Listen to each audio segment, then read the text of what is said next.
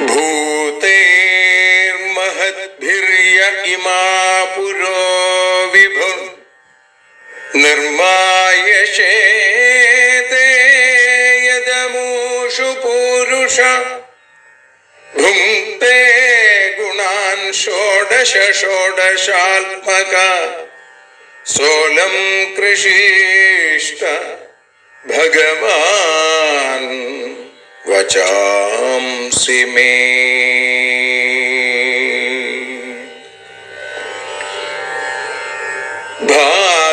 ഭാഗവതത്തെ അറിയാൻ ഈ ഭാഗവതത്തിൽ അലിയാൻ, ഭാഗവതത്തെ അറിയാൻ ശ്രീമദ് ഭാഗവതത്തിൽ അലിയാൻ, ലക്ഷ്യമതും മാത്രം ഹരിയിൽ ഭക്തിയുണർത്തും സംഗീതം ഹരിനാമലഹരി സൗഭാഗ്യം. ഭാഗവതത്തെ അറിയാൻ ഭാഗവതത്തിൽ അലിയാൻ.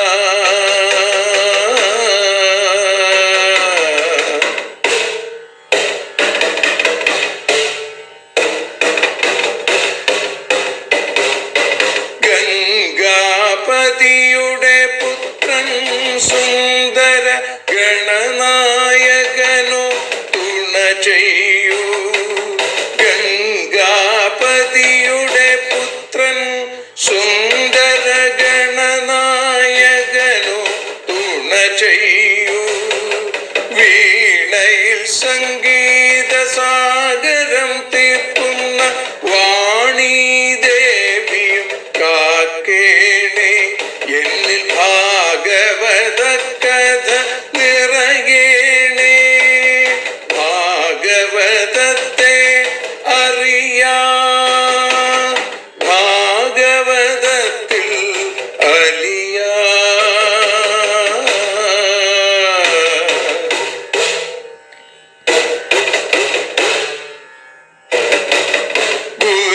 ഗുരുവായൂരിൽ നിത്യം നിറയുക ഗുരുവായൂരിലെ ശ്രീകൃഷ്ണ.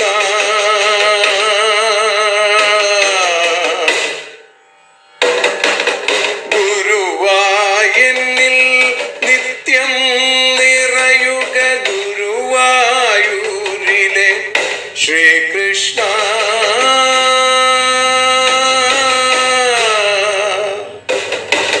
ഹരേ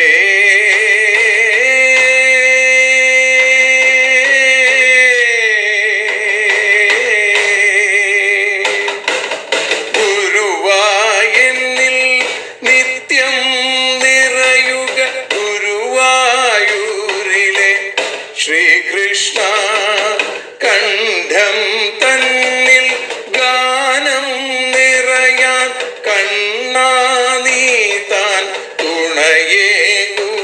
എന്നിൽ ഭാഗവത കഥ നിറയേണേ.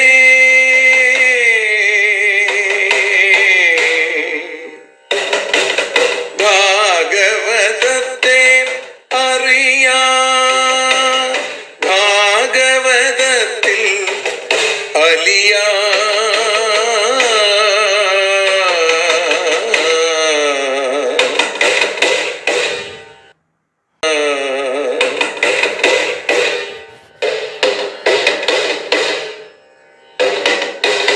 ആദ്യത്തെ ഗുരുവായൂരന്റെ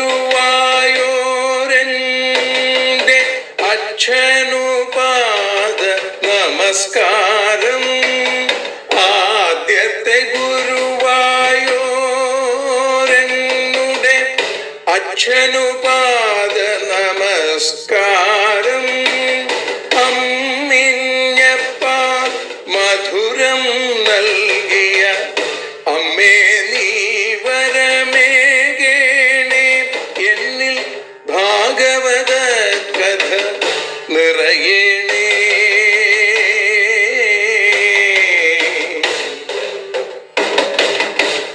ഭാഗവതത്തെ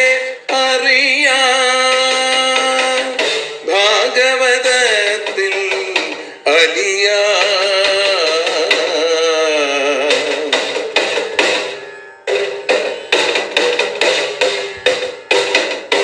ശ്രീഹരി തന്നുടെ കഥകൾ നിറയും ശ്രീമദ് ഭാഗവത സ്മൃതിയിൽ. ശ്രീഹരി തന്നുടെ കഥകൾ നിറയും ശ്രീമദ് ഭാഗവത സ്മൃതിയിൽ. ശ്രീകൃഷ്ണാനിൻ കീർത്തനമലരുകൾ ശ്രീപാദത്തിൽ അർച്ചിക്കാം. എന്നിൽ ഭാഗവത കഥ നിറയേണേ.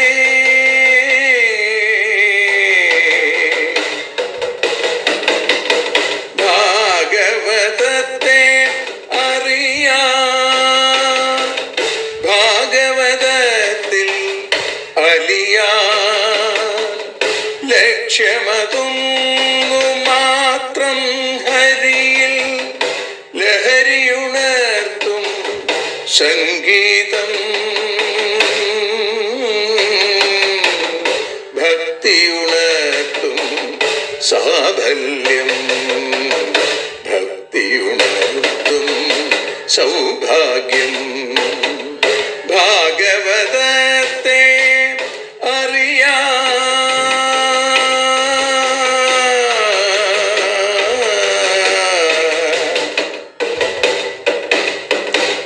ഭാഗവതത്തിൽ അലിയാൻ.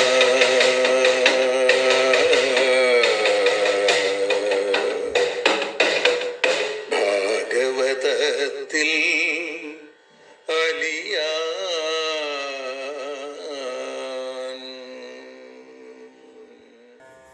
സർവത്ര ഗോവിന്ദനാമ സങ്കീർത്തനം. ഗോവിന്ദ ഗോവിന്ദ.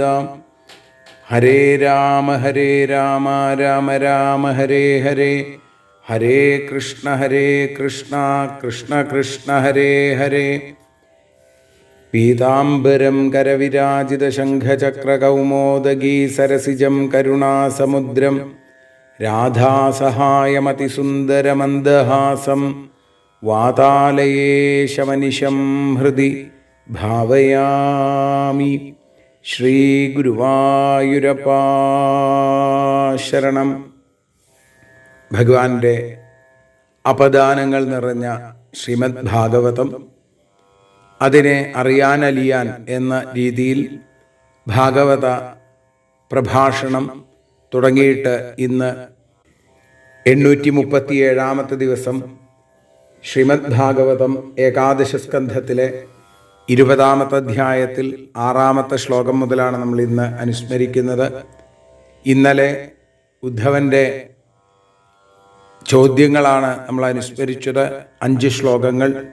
അതിന് ഭഗവാൻ നൽകുന്ന മറുപടി, ഗുണത്തെയും ദോഷത്തെയും വേദങ്ങൾ പറയുന്നുണ്ടെന്നും എന്നാൽ ആ വേദവാണി അവിടുത്തെ വാക്കുകൾ തന്നെയാണ് എന്നിരിക്കെ അവിടുന്ന് ഇപ്പോൾ പറയുന്നു ഗുണദോഷങ്ങളെ വർജിക്കണം, രണ്ടിനെയും ഉപേക്ഷിക്കണം എന്ന് പറയുന്നു.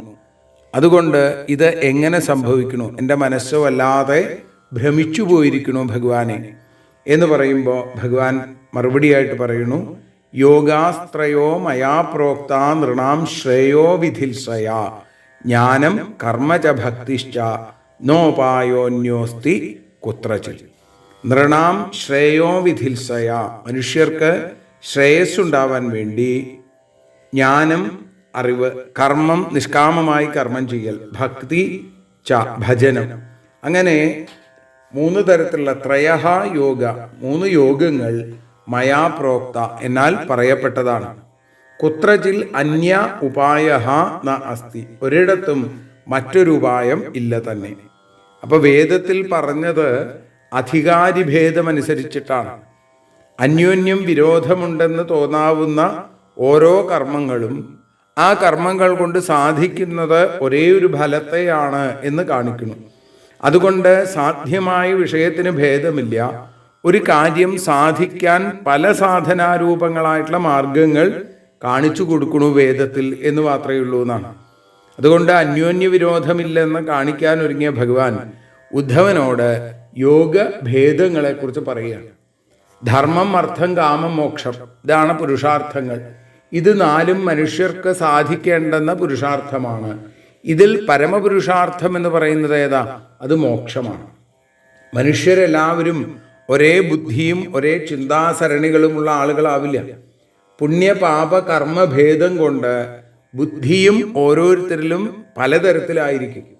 ഓരോരുത്തരുടെ യോഗ്യത അനുസരിച്ച് അവരവർ കാക്ഷിക്കുന്ന, അവരവർക്ക് എത്തിച്ചേരാൻ സാധിക്കുന്ന ശ്രേയസ്സിനെ കാണിച്ചു കൊടുക്കുന്നു.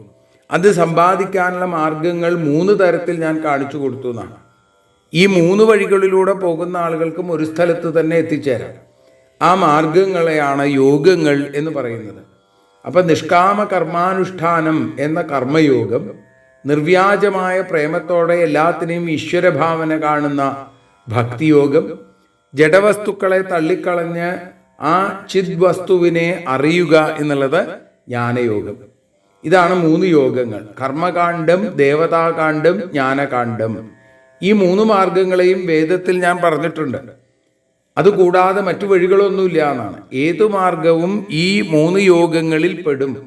അതുകൊണ്ട് ക്രമേണ 3 തരത്തിൽ പോകുന്ന ആളുകൾക്കും ശ്രേയസ് നേടിയെടുക്കാനായിട്ട് സാധിക്കും. ഇനി ആർക്കൊക്കെയാണ് ജ്ഞാനയോഗം, ആർക്കൊക്കെയാണ് കർമ്മയോഗം, ആർക്കൊക്കെയാണ് ഭക്തിയോഗം? നിർവിണ്ണാനാം ജ്ഞാനയോഗോ ന്യാസിനാമിഹ കർമ്മസു തേഷ്വ നിർവിണ്ണ ചിത്താനാം കർമ്മയോഗസ്തു കാമിനാം. ഇഹ ഇവയിൽ കർമ്മസു നിർവിണ്ണാനാം കർമ്മങ്ങളിൽ വിരക്തന്മാരായി, ന്യാസിനാം കർമ്മങ്ങളെയൊക്കെ ഉപേക്ഷിച്ചിരിക്കുന്ന ആളുകൾക്ക് ജ്ഞാനയോഗം, തേഷു അവയിൽ അനിർവിണ്ണ ചിത്താനാം വിരക്തി വരാതിരിക്കുന്ന മനസ്സോടുകൂടിയ കാമിനാം കാമികൾക്ക് കർമ്മയോഗവും സിദ്ധിപ്രദം. അപ്പൊ ജ്ഞാനത്തെയും കർമ്മത്തെയും പറയാണ്. 3 യോഗങ്ങൾ നിശ്ചയിച്ചു. ജന്മാന്തര കർമ്മഫലമായ വാസനകൾ അനുസരിച്ച് മനുഷ്യരിൽ പലതരത്തിലുള്ള ഭേദം ഉണ്ട്. ഏതേതു വിധത്തിലുള്ള ആളുകൾക്കാണ് ഏതേത് യോഗം എന്ന് പ്രത്യേകം പറയുകയാണ്.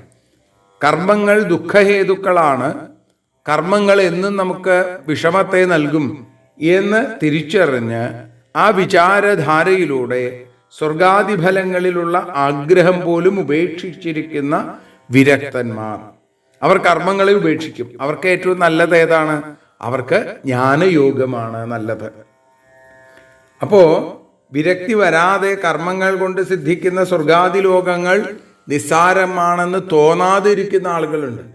കാമികൾ, ആഗ്രഹങ്ങളുള്ള ആളുകൾ, അവർക്ക് ഏറ്റവും നല്ലത് കർമ്മയോഗമാണ് എന്ന് ഭഗവാൻ പറഞ്ഞു കൊടുത്തു. യദൃച്ഛയാ മത്കഥാദൗ ജാതശ്രദ്ധസ്തു യപ്പുമാൻ ന നിർവിണ്ണോ നാതിസക്തോ ഭക്തിയോഗോസ്യ സിദ്ധിത. ജ്ഞാനയോഗത്തെയും കർമ്മയോഗത്തെയും പറഞ്ഞു. ഇനി ഭക്തിയോഗമാർക്കാ? യദൃച്ഛയാ മൽക്കഥാദൗ ഏതോ കാരണം കൊണ്ട്, ജന്മാന്തര പുണ്യം കൊണ്ട് എന്ന് പറയാം. മൽക്കഥാദോ എൻ്റെ കഥാദികളിൽ ജാതശ്രദ്ധ ശ്രദ്ധയുണ്ടായി, ന നിർവിണ്ണ പൂർണ്ണമായി വിരക്തനല്ല, ന അതിസക്ത അധികരിച്ച ശക്തിയുമില്ല. അങ്ങനെ ഇരിക്കുന്ന ആളുകൾ യാ പുമാൻ ഏതൊരാളാണോ ഉള്ളത്, അസ്യ ഭക്തിയോഗ സിദ്ധിത. ഇങ്ങനെയുള്ള ആളുകൾക്ക് ഭക്തിയോഗമാണ് ഏറ്റവും സിദ്ധിപ്രദമായിരിക്കുന്നത് എന്ന് ഭഗവാൻ പറഞ്ഞു കൊടുത്തു. ജന്മാന്തര പുണ്യം കൊണ്ടോ ഏതോ ഒരു മഹാത്മാവിൻ്റെ സജ്ജന സംസർഗം കൊണ്ടോ എങ്ങനെയെങ്കിലും ഒരാൾക്ക് ഭഗവാന്റെ കഥകളിൽ താല്പര്യം വരാം. പ്രഹ്ലാദം പറയുന്നത് പോലെ ശ്രവണം, കീർത്തനം, സ്മരണം, പാദസേവനം, അർച്ചനം, വന്ദനം, ദാസ്യം, സഖ്യം, ആത്മനിവേദനം, ഇങ്ങനെയുള്ള ലക്ഷണങ്ങളോടുകൂടിയ നവധാഭക്തി. ആ ഭജനത്തിൽ ആർക്കാണോ താല്പര്യം ഉണ്ടാവുന്നത്, വിഷയങ്ങളിൽ പൂർണ്ണമായി വെറുപ്പ് ഉണ്ടായിട്ടുമില്ല, അങ്ങനെ അതേപോലെ തന്നെ വിഷയങ്ങളിൽ വലിയ ആസക്തിയുമില്ല, അങ്ങനെയുള്ള ആളുകൾക്ക് ഏറ്റവും യോജിച്ചത് ഭക്തിയോഗമാണ്. അത് സിദ്ധിപ്രദമാണ് എന്ന് ഭഗവാൻ ഉദ്ധവനോട് പറഞ്ഞു. താവൽ കർമാണി കുർവീത ന നിർവിദ്യേത യാവത മൽക്കഥാശ്രവണാദൗ വാ ശ്രദ്ധ യാവന്ന ജായത്തെ. എന്നിട്ട് പറഞ്ഞു, യാവത എത്ര കാലം വരെ ന നിർവിദ്യേത വിരക്തി ഉണ്ടാകാതിരിക്കുന്നുവോ, മൽക്കഥാശ്രവണാദാവൂ മൽക്കഥാശ്രവണാദൗവ, എൻ്റെ കഥ കേൾക്കുക മുതലായവയിൽ ശ്രദ്ധ ആദരം യാവത്ത് ന ജായത്തെ, ഏത് കാലം വരെ ജനിക്കുന്നില്ലയോ താവത് കർമാണി കുർവീത, ആ കാലം വരെ എന്ത് ചെയ്യണം? കർമ്മങ്ങൾ ചെയ്തുകൊണ്ടിരിക്കണം. കർമ്മയോഗത്തിൽ പ്രവർത്തിക്കുന്ന കാമികൾക്ക് വിധി നിഷേധങ്ങൾ അനുസരിച്ച് പ്രവർത്തിക്കണം, അല്ലേ? ഏതുവരെയാണ് അവർക്ക് കർമ്മയോഗാധികാരം എന്നാണെങ്കിൽ വിരക്തി ഉണ്ടാകാതിരിക്കുന്നതുവരെ, അതേപോലെ ഭഗവത് കഥകളിൽ ശ്രദ്ധ ഉണ്ടാകാതിരിക്കുന്നതുവരെ, ആ കാലം വരെയാണ് ഈ കർമ്മയോഗത്തെ സ്വീകരിക്കേണ്ടത് എന്ന് പറയുന്നു. ഇപ്പോൾ ഇവിടെ പറയുകയാണ്, ഒരാൾ എന്തെങ്കിലും ഒരു സുഖവിഷയത്തിൽ ആഗ്രഹത്തോടു കൂടി പ്രവർത്തിക്കുമ്പോൾ ആഗ്രഹത്തിൻ്റെ ആധിക്യം കൊണ്ട് തൻ്റെ പ്രവൃത്തി കൊണ്ട് മറ്റു വല്ലവർക്കും ദോഷം നേരിടുന്നുണ്ടോ എന്ന് നോക്കാതിരുന്നേക്കാം. അങ്ങനെ വരുമ്പോൾ അവനും ലോകത്തിനും പലതരത്തിലുള്ള ദുഃഖങ്ങളും അസ്വാസ്ഥ്യങ്ങളും ഉണ്ടാവും. അതുകൊണ്ട് ലോകത്തിന് ഉപദ്രവമില്ലാതെ, അത് ചെയ്യുന്ന സാധകന് അധോഗതി വരാതെ ആ രീതിയിൽ പ്രവർത്തിക്കണം എന്ന് അവരെ ബോധ്യപ്പെടുത്താൻ വേണ്ടിയിട്ടാണ് വേദത്തിൽ വിധി നിഷേധ വാക്യങ്ങൾ ഉണ്ടായത്. ഇവിടെ പറയുകയാണ്, കർമ്മത്തിൽ പ്രവർത്തിക്കുന്ന ആളുകൾക്ക് ക്രമേണ ഉയർന്ന പദവി സിദ്ധിക്കും. കർമ്മം ചെയ്ത് ചെയ്ത് ചെയ്ത് കർമ്മവിശുദ്ധിയും കർമ്മവിമുക്തിയും ഉണ്ടാവണം എന്നാണ്. അപ്പം അതുകൊണ്ട് വിധി നിഷേധം ആവശ്യമാണ്. അതിൽ ശ്രദ്ധയോടുകൂടി കർമ്മം ചെയ്യണം എന്ന കാലം വരെ കർമ്മജന്യങ്ങളായ ഫലങ്ങളിൽ വിരക്തി വരാതെ ഭഗവത് കഥാദികളിൽ താല്പര്യമുണ്ടാകാതെ ഇരിക്കുന്നുവെങ്കിൽ അതുവരെ, അത് ഉണ്ടാകുന്നതുവരെ കർമ്മങ്ങൾ ചെയ്യണം. അങ്ങനെ ചെയ്യേണ്ടത് അവൻ്റെ ആ ഒരു മുറ തന്നെയാണ്, കടമ തന്നെയാണ് എന്ന് ഭഗവാൻ ഉദ്ധവനോട് ഉറപ്പിച്ച് പറയുന്നു. ഭഗവാൻ തുടർന്നു പറയുകയാണ്, സ്വധർമ്മസ്ഥോ യജന്യജ്ഞൈരനാശീ കാമ ഉദ്ധവ നയാതി സ്വർഗനരകോ യദ്യന്യന്ന സമാചരേൽ. ഹേ ഉദ്ധവ, അല്ലയോ ഉദ്ധവ, അനാശീ കാമഹ, യാതൊരു ഫലത്തെയും ആഗ്രഹിക്കാത്തവനായി, സ്വധർമ്മസ്ഥ, തൻ്റെ ധർമ്മത്തിൽ നിന്ന് തെറ്റാതെ, യജ്ഞയജൻ, യജ്ഞങ്ങളാൽ എന്നെ യജിക്കുന്നവനായി, അന്യത് ന സമാചരേൽ, മറ്റൊന്നിനെയും ആചരിക്കാതിരിക്കുന്നുവെങ്കിൽ അവൻ സ്വർഗനരകവും നയാതി, സ്വർഗനരകങ്ങളെ പ്രാപിക്കില്ല എന്നാണ്. കാമ്യകർമ്മങ്ങളും നിഷിദ്ധ കർമ്മങ്ങളും ചെയ്യുന്നവരുടെ അവസ്ഥ വലിയ കഷ്ടമാണെന്നാണ്. ഇതിനെപ്പറ്റി ഇനി വീണ്ടും പിന്നീട് ഭഗവാൻ പറയും. കർമ്മയോഗത്തിൻ്റെ ശ്രേഷ്ഠത എവിടെയാണ്? നിഷ്കാമ കർമ്മത്തിലാണ് ഇരിക്കുന്നത്. അങ്ങനെ കർമ്മം ചെയ്യുന്നവനാണ് കർമ്മയോഗി എന്ന് പറയുന്നത്. ഇപ്പോൾ വിഹിത കർമ്മങ്ങൾ ഫലകാംക്ഷ കൂടാതെ ചെയ്യുക, നിഷിദ്ധ കർമ്മങ്ങളെ വർജിക്കുകയും ചെയ്ത ആള് അവർക്ക് സ്വർഗത്തിലും നരകത്തിലും പോണ്ടി വരില്ല. നരകത്തിൽ പോകുന്നതിന് വിഹിത കർമ്മത്യാഗം, നിഷിദ്ധ കർമാനുഷ്ഠാനം, ഇത് രണ്ടും കാരണമാകും. സ്വധർമാനുഷ്ഠാനവും നിഷിദ്ധ കർമ്മത്യാഗവും ഉള്ളവന് നരകം ഉണ്ടാവില്ല. ഫലകാംക്ഷ കൂടാതെ ചെയ്യുന്ന കർമ്മം കൊണ്ട് സ്വർഗവും ഉണ്ടാവില്ല. ഇതാണ് കർമ്മയോഗിയുടെ അവസ്ഥ എന്ന് പറയുക. അങ്ങനെ ശുദ്ധാന്തകരണനായി ജ്ഞാനയോഗത്തെയോ ഭക്തിയോഗത്തെയോ സ്വീകരിക്കാൻ പ്രാപ്തനാകുന്നു. പുണ്യവും പാപവും സൂക്ഷ്മബുദ്ധിമാൻ ഒരേപോലെ വർജിക്കുന്നതാണ്. രണ്ടിൻ്റെയും ഫലാനുഭവത്തിന് ജന്മം വേണ്ടിവരും. അപ്പോൾ മരണവും ഒഴിച്ചുകൂടാത്ത അവസ്ഥയാവും. ഇതാണ് ബന്ധനം എന്ന് പറയുന്നത്. അപ്പോൾ നിഷ്കാമകർമ്മം ചെയ്യുന്നവന് പുണ്യവും പാപവും ഉണ്ടാകുന്നില്ല, രാഗദ്വേഷങ്ങൾ നശിക്കണു, അന്ധകരണത്തിലെ സത്വഗുണം പ്രകാശിക്കണു. ഇങ്ങനെ നിഷ്കാമമായി ചെയ്ത കർമ്മങ്ങളുടെ ഫലം ഇതാണ്. ഈ ഫലം ഒരിക്കലും ബന്ധത്തിന് കാരണമാവില്ല, ജന്മസാഫല്യം വരുത്തുന്നു എന്നാണ്. കർമ്മയോഗം ശ്രേഷ്ഠം തന്നെയാണ്. പരിച്ഛിന്നമോ തുച്ഛമായ ഫലങ്ങൾ കാക്ഷിക്കാത്തത് കൊണ്ട് ശ്രേഷ്ഠമാണ്. അപരിച്ഛിന്നവുമായിരിക്കുന്ന ഫലം അനുഭവിക്കാനുള്ള യോഗ്യത ഉണ്ടാക്കി തീർക്കുന്നത് കർമ്മയോഗത്തിൻ്റെ വൈഭവം തന്നെയാണ് എന്നറിഞ്ഞ ആളുകൾ കർമ്മയോഗത്തെ ഒരിക്കലും നിന്ദിക്കില്ല. ഭഗവാൻ പറഞ്ഞു, അസ്മിൻ ലോകേ വർത്തമാന സ്വധർമ്മസ്ഥോ നഖശുചി ജ്ഞാനം വിശുദ്ധമാപ്നോതി മദ്ഭക്തിം വാ യദൃച്ഛയാ. അസ്മിൻ ലോകേ, ഈ ലോകത്തിൽ, വർത്തമാനഃ, ഇരിക്കുന്നവനും, സ്വധർമ്മസ്ഥ തൻ്റെ ധർമ്മത്തിൽ നിന്ന് തെറ്റാതെയും അനഘ പാപങ്ങളെ ഉപേക്ഷിച്ചും ശുചി ശുദ്ധിയോടെയും ആയിരിക്കുന്നവൻ വിശുദ്ധം ജ്ഞാനം വാ നിർമ്മലമായ ജ്ഞാനത്തെയോ മദ്ഭക്തിം വാ എന്നിൽ ഭക്തിയെയോ യദൃച്ഛയാ പ്രാപ്നോതി ഒട്ടും തന്നെ വിചാരിക്കാതിരിക്കുന്ന സമയത്ത് ലഭിക്കണു എന്നുള്ളതാണ്. അപ്പൊ ഈ ദേഹത്തിൽ തന്നെ ഇരുന്നും വിഹിത കർമ്മങ്ങൾ നടത്തിയും നിഷിദ്ധ കർമ്മങ്ങൾ ചെയ്യാതെയും രാഗദ്വേഷാദിവൃത്തികൾ മനസ്സിൽ നിന്ന് നീക്കിക്കഴിഞ്ഞാൽ ആത്മസാക്ഷാത്കാരത്തിന് ഉപകരിക്കുന്ന ജ്ഞാനത്തെയോ അതല്ലെങ്കിൽ എന്നിലുള്ള ഭക്തിയെയോ വളരെ വേഗത്തിൽ അനായാസേന പ്രാപിക്കുന്നു. അങ്ങനെ ഈ ജന്മത്തിൽ തന്നെ ജ്ഞാനിയായിത്തീരുന്നതിന് വിരോധമില്ല എന്ന് കാണിക്കുകയാണ്. ഇപ്പൊ ദേഹത്തിൽ തന്നെ ഇരുന്നു കൊണ്ട് ജ്ഞാനം നേടാനായിട്ട് സാധിക്കും. അപ്പൊ അനേക ജന്മം കഴിഞ്ഞാലേ ജ്ഞാനം ഉണ്ടാവുള്ളൂ. അപ്പൊ ഇപ്പൊ ബുദ്ധിമുട്ടിയിട്ട് കാര്യമില്ല എന്ന് പറയാറുണ്ട്. പക്ഷെ അതല്ല, ജ്ഞാനത്തിന് ഉചിതമായ അന്ത്യജന്മം ഇതല്ല എന്നുള്ളതും നിശ്ചയിക്കാനാകാത്തത് കൊണ്ട് യത്നം ആവശ്യം തന്നെ. ഇപ്പോഴാണോ കഴിയുക നമുക്കറിയില്ല, എപ്പോഴാണ് നമുക്ക് ജ്ഞാനം ഉണ്ടാവുക. അപ്പൊ കർമ്മം ചെയ്തും കൊണ്ടേ ഇരിക്കുക, ജ്ഞാനത്തെ സ്വീകരിക്കാൻ തയ്യാറാവുക. സ്വർഗിണോപ്യേതമിച്ഛന്തി ലോകം നിരയിണസ്തഥാ സാധകം ജ്ഞാനഭക്തിഭ്യാമുഭയം തദസാധകം. സ്വർഗിണഃ അപി സ്വർഗത്തിലുള്ളവരും തഥാ നിരയിണഃ അതേപോലെ നരകത്തിലുള്ളവരും ജ്ഞാനഭക്തിഭ്യാം ജ്ഞാനഭക്തികൾ കൊണ്ട് സാധകം ഏതം ലോകം മോക്ഷത്തെ സാധിക്കാവുന്ന ഇഹലോകത്തെ ഇച്ഛന്തി ആഗ്രഹിക്കുന്നു.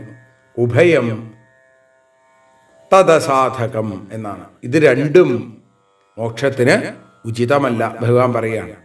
ജ്ഞാനഭക്തികൾ സമ്പാദിക്കാൻ ഉപകരിക്കുന്ന മനുഷ്യജന്മം വളരെ ശ്രേഷ്ഠമാണ്. സ്വർഗത്തിലും നരകത്തിലും ഉള്ളവർ ഈ ലോകത്തിൽ മനുഷ്യദേഹത്തെ ആഗ്രഹിക്കുന്നുണ്ട്.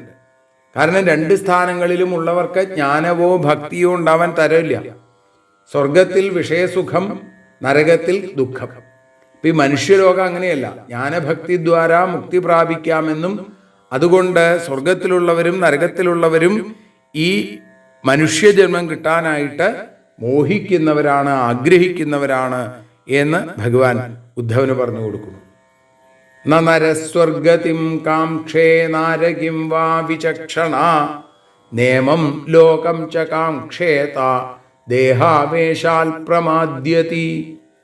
വിചക്ഷണ വിവേകമുള്ള നരഹ മനുഷ്യൻ സ്വർഗതിം വാ സ്വർഗത്തിലേക്ക് പോകണമെന്നോ നാരകിം വാ നരകഗതിയെയോ ന കാംക്ഷേത് ഒരിക്കലും ആഗ്രഹിക്കരുത്, കാക്ഷിക്കരുത്. ഇമം ലോകം ച ഈ ലോകത്തെ തന്നെയും ന കാംക്ഷേത ആഗ്രഹിക്കരുത്. ദേഹാവേശാൽ പ്രമാദ്യതി ദേഹത്തിലുള്ള അഭിമാനം കൊണ്ട് തെറ്റുകൾ ഉണ്ടാവാൻ സാധ്യതയുണ്ട്. അങ്ങനെ ശ്രേഷ്ഠമായിരിക്കുന്ന മനുഷ്യദേഹം ഇപ്പൊ കിട്ടി. വിവേകമുള്ള ആളുകൾ എന്ത് വേണം? മോക്ഷത്തിനായി ശ്രമിക്കുകയാണ് വേണ്ടത്. സ്വർഗവാസികളും ഈ മനുഷ്യദേഹത്തെ കാക്ഷിക്കണു. മനുഷ്യൻ സ്വർഗത്തെ കാക്ഷിക്കണു. അത് ബുദ്ധിശൂന്യതയല്ലേ? കാരണം അവിടെയുള്ള ആളുകൾ മനുഷ്യനാവാൻ ആഗ്രഹിക്കുകയാണ്. അപ്പൊ അതുകൊണ്ട് ആ ലോകം സുഖസ്ഥാനമാണെങ്കിൽ സ്വർഗത്തിലുള്ള ആളുകൾ എന്തിനാണ് മനുഷ്യനായിട്ട് പിറക്കണമെന്ന് ആഗ്രഹിക്കുന്നത്? ഇനി നരകത്തിലേക്ക് പോകാൻ തക്ക കർമ്മങ്ങൾ ചെയ്യുന്നത് അതിലേറെ അവിവേകമാണ്. അതിനും ഇടവരുത്തരുത്. ഈ മനുഷ്യ ജന്മം എത്രയും ശ്രേഷ്ഠമാണെന്ന് ആലോചിച്ചു നോക്കൂ. എന്നാൽ ഇതിലേക്ക് തന്നെ വീണ്ടും വരാമെന്ന് ആഗ്രഹിച്ച് അതിനുപകരിക്കുന്ന കാമ്യകർമ്മങ്ങളും ചെയ്യാൻ പാടില്ല. ജനന മരണങ്ങളിൽ നിന്ന് മോചനം നേടാനായിട്ട് സാധിക്കണം. ദേഹം എടുത്താൽ അഭിമാനവും ദുഃഖവും ഉണ്ടാവും. അതുകൊണ്ട് ദേഹത്തിലേക്ക് തിരിച്ചു വരികയല്ല വേണ്ടത്, അവിടെ ജനന മരണങ്ങളില്ലാത്ത വൈകുണ്ഠലോകത്തിലേക്ക് എത്തുകയാണ് വേണ്ടത്. ഏതദ്വിദ്വാൻ പുരാമൃത്യോരഭവായ ഘടേതസ അപ്രമത്ത ഇദം ജ്ഞാത്വാ മർത്യമപ്യർത്ഥസിദ്ധിതം. ഏതദ് വിദ്വാൻ ഇതിനെ അറിഞ്ഞവൻ, ഇതം അർത്ഥസിദ്ധിതം അപി ഇത് പുരുഷാർത്ഥപ്രാപ്തിക്ക് കാരണമാണെങ്കിലും മർത്യം മരിക്കുന്നതാണ് എന്ന് ജ്ഞാത്വ അറിഞ്ഞിട്ട് മൃത്യുവോ പുര മരണത്തിന് മുമ്പേ തന്നെ സ അപ്രമത്ത അവൻ മറക്കാതെ അഭവായ ഘടേത, മോക്ഷത്തിനായി പ്രയത്നിക്കണം എന്നാണ്. അതുകൊണ്ട് വിവേകമുള്ള ആളുകൾ ഈ ദേഹം നശിക്കുന്നതിന് മുമ്പ് തന്നെ മോക്ഷപ്രാപ്തിക്കായിട്ട് ആഗ്രഹിക്കണം. പരമപുരുഷാർത്ഥം എന്താ? മോക്ഷമാണ്. ആ മോക്ഷത്തിലേക്ക് എത്താൻ ശരീരമാദ്യം ഖലു ധർമ്മസാധനം എന്നാണ്.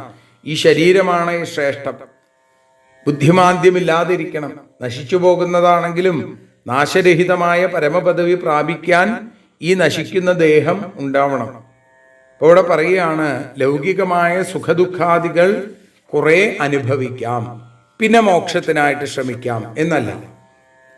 അപ്പൊ ദേഹം നശിക്കുന്നത് എന്നാണ് എന്ന് അറിയാതിരിക്കുന്നത് കൊണ്ട് തീവ്രവൈരാഗ്യത്തോടെ സമ്പാദിക്കേണ്ടത് സമ്പാദിക്കാൻ ശ്രമിക്കുന്നവനാണ് വിദ്വാൻ എന്ന് ഭാഗവതം നമ്മളെ ഓർമ്മിപ്പിക്കുന്നു. ഛിദ്യമാനം യമൈരേതൈ കൃതനീഡം വനസ്പതിം ഖഗ സ്വകേതമുത്സൃജ്യ ക്ഷേമം യാതി ഹ്യലംബട. യമൈ ഏതൈ, അന്തകതുല്യന്മാരായിരിക്കുന്ന ഏതൈ ഇവരാൽ, പുരുഷന്മാരാൽ, ഛിദ്യമാനം മുറിക്കപ്പെടുന്നതും, കൃതനീടം കൂടുകെട്ടിയുണ്ടാക്കി വെച്ചതും, സ്വകേതം തനിക്ക് ആശ്രവുമായിരിക്കുന്ന വനസ്പതി വൃക്ഷത്തെ, ഉത്സൃജ ഉപേക്ഷിച്ചിട്ട്, അലംബടഹ അതിൽ ആസക്തനല്ലാത്ത പക്ഷി, ക്ഷേമം യാതി സുഖത്തെ പ്രാപിക്കുന്നു. അപ്പോൾ അപ്രമത്തനായിട്ട് വിഷയാശ കൂടാതെ പ്രവർത്തിച്ചാൽ സുഖമുണ്ടാവും. എന്താ അത്? നിർദ്ദയന്മാരായിട്ടുള്ള ഈ മരം വെട്ടുകാരുണ്ടല്ലോ, അവർ കോടാലി കൊണ്ട് മരം മുറിച്ചു വീഴ്ത്തുന്നു. മരം വീഴുന്നതിന് മുമ്പേ തന്നെ ആ മരം പോയാൽ, ആ മരത്തിലുള്ള താല്പര്യം ഉപേക്ഷിച്ചാൽ ക്ഷേമമുണ്ടാവും. വൃക്ഷവും പക്ഷിയും പോലെ എന്നാണ്. വൃക്ഷം വീഴുന്നതിന് മുമ്പേ പക്ഷി അതെന്ന് പറന്നു പോകണം. ദേഹവും ജീവനും വെവ്വേറെയാണ് എന്ന് കാണാത്ത ആളുകൾക്ക്, അവർക്ക് വളരെ കുറേ ആളുകളെ അങ്ങനെ ഉണ്ടാവുള്ളൂ. അപ്പൊ ദേഹത്തിലുള്ള അഭിമാനം കുറഞ്ഞവർ വളരെ ഉണ്ടാവില്ല. അതുകൊണ്ട് അലംബടഹ, ദേഹാഭിമാനം വെടിഞ്ഞവൻ എന്ന് പ്രത്യേകം പറയുന്നു. അങ്ങനെയുള്ള 15ാമത്തെ ശ്ലോകത്തോടുകൂടി നമ്മൾ ഇന്ന് ഭഗവത്പാദങ്ങളിൽ സമർപ്പിക്കുകയാണ്. 16ാമത്തെ ശ്ലോകം മുതൽ നമുക്ക് നാളെ അനുസ്മരിക്കാം. സർവത്ര ഗോവിന്ദനാമ സങ്കീർത്തനം. ഗോവിന്ദ ഗോവിന്ദ. ഞങ്ങൾ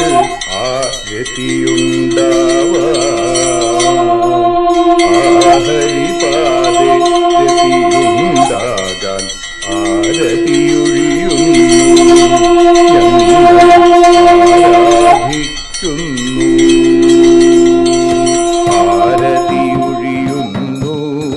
ഞങ്ങൾ ആരതിയുണ്ടാവാൻ ഹരിപാദേരതിയുണ്ടാകാൻ ആരതിയൊഴിയുന്നു. ഞങ്ങൾ ആരാധിക്കുന്നു. ശ്രീമദ്ഭാഗവതം പുണ്യം പാവനമാം ഗ്രന്ഥം ശ്രീശുകമാമുനി പാടിയ ഗീതം നൽകുന്നു മുക്തി. സതതം നൽകിയിടും ഭക്തി. പാപികളെന്നാലും നിത്യം രക്ഷിക്കും ഗ്രന്ഥം. പരമാനന്ദ സുധാരസമയമി ഹരിലീലാസാരം. നിത്യം വേദത്തിൻ സാരം. വൈരാഗ്യം ജ്ഞാനം ഭക്തി എന്നിവ നൽകിയിടും. വൈകല്യങ്ങൾ തീർത്തിടുന്നൊരു സുന്ദരമാം ഗീതം. നിത്യം നൽകും കൈവല്യം. കലിമലമഥനി പാപവിനാശിനി സതതം സേവയ ചെയ്യുന്നോർക്കോ സുഖകാരിണി ഗ്രന്ഥം. നിത്യം നൽകും സായുജ്യം. ആരതിയൊഴിയുന്നു. ഞങ്ങൾ ആരതിയുണ്ടാവാൻ ആരതിയൊഴിയുന്നു. ഞങ്ങൾ ആരതിയുണ്ടാവാൻ ഹരിപാദേ രതിയുണ്ടാകാൻ ആരതിയൊഴിയുന്നു ഞങ്ങൾ ആരാധിക്കുന്നു. ഞങ്ങൾ ആരതിയൊഴിയുന്നു കണ്ണ ആരാധിക്കുന്നു. രാധാരമണ മുകുന്ദ മുരാരേ ശരണം മേ തവ ചരണയുഗം. പവനപുരേശ രാധാ കൃഷ്ണ ശരണം മേ തവ ചരണയുഗം. മീനായി മണ്ണിൽ പിറന്നൊരു ദേവ ശരണം മേ തവ ചരണയുഗം. കച്ഛപരൂപമെടുത്തൊരു ദേവ ശരണം മേ തവ ചരണയുഗം. സൂകരഭാവമണിഞ്ഞൊരു ദേവ ശരണം മേ തവ ചരണയുഗം. നരഹരി രൂപമെടുത്തൊരു നാഥ ശരണം മേ തവ ചരണയുഗം. വാമനനായി വിളങ്ങിയ ദേവ ശരണം മേ തവ ചരണയുഗം. ഭാർഗവരാമനതായൊരു ദേവ ശരണം മേ തവ ചരണയുഗം. ദശരഥനന്ദനായൊരു ദേവ ശരണം മേ തവ ചരണയുഗം. ബലമേറുന്നൊരു രാമനാഥ ശരണം മേ തവ ചരണയുഗം. ദേവകി നന്ദന വസുദേവാത്മജ ശരണം മേ തവ ചരണയുഗം. യശോദതനയാ സുന്ദര രൂപ ശരണം മേ തവ ചരണയുഗം. ദ്വാരകവാസാരുക്മിണികാന്ത ശരണം മേ തവ ചരണയുഗം. കലികാലത്തിൽ കൽക്കിയും നീയേ ശരണം മേ തവ ചരണയുഗം. രാധാരമണ മുകുന്ദ മുരാരേ ശരണം മേ തവ ചരണയുഗം. പവനപുരേശ രാധാ കൃഷ്ണ ശരണം മേ തവ ചരണയുഗം. ചോറ്റാനിക്കര വാഴും ദേവി ശരണം മേ തവ ചരണയുഗം. സാംബ സദാശിവ ശംഭോ ശങ്കര ശരണം മേ തവ ചരണയുഗം. ഹരിഹരപുത്ര ആശ്രിതമിത്ര ശരണം മേ തവ ചരണയുഗം. സദ്ഗുരുനാഥ ഗുണപരിപൂർണ ശരണം മേ തവ ചരണയുഗം. മൂഷികവാഹന മോദകഹസ്ത ശരണം മേ തവ ചരണയുഗം. ഭക്തജനപ്രിയ ഭാഗവത പ്രിയ ശരണം മേ തവ ചരണയുഗം. രാധാരമണ മുകുന്ദ മുരാരേ ശരണം മേ തവ ചരണയുഗം. ഗുരുപവനപുരേശ രാധാകൃഷ്ണ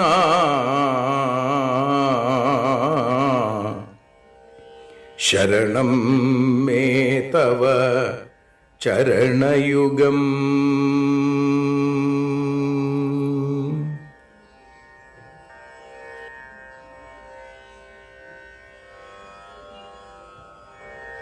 യദക്ഷരപദഭ്രഷ്ടം മാത്രാഹീനം തു യദ്ഭവേൽ തത്സർവം ക്ഷമ്യതാം ദേവ നാരായണ നമോസ്തുതേ. വിസർഗബിന്ദുമാത്രാണി പദപാദാക്ഷരാണി ച ന്യൂനാനി ചാതിരിക്താനി ക്ഷമസ്വ പുരുഷോത്തമ.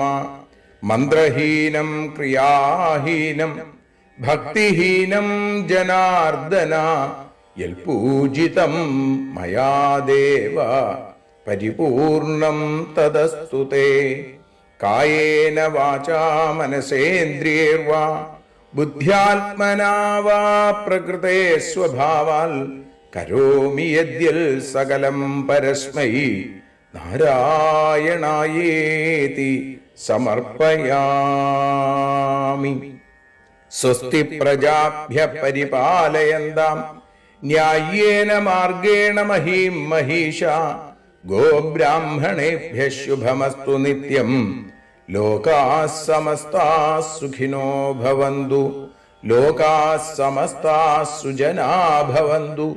ലോകാഃ സമസ്താഃ ത്വൽഭക്തിരതാ ഭവന്തു. സർവേ ഭവന്തു സുഖിനഃ സർവേ സന്തു നിരാമയാം സർവേ ഭദ്രാണി പശ്യന്തു മാ കശ്ചിൽ ദുഃഖഭാഗ് ഭവേൽ.